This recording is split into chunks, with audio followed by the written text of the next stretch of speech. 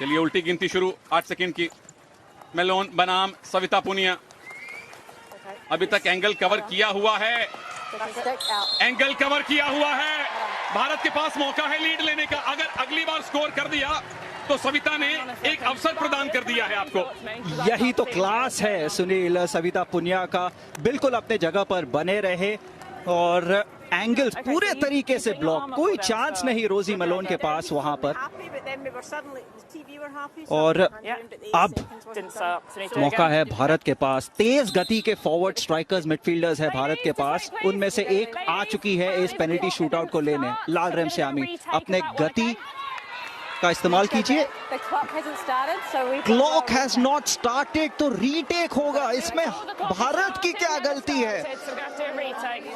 Unbelievable. Commonwealth games है ये, कैसे हो सकता है? Clock has not started. 7 second Bharat को एक्स्ट्रा खेलने पड़े थे और यहां सविता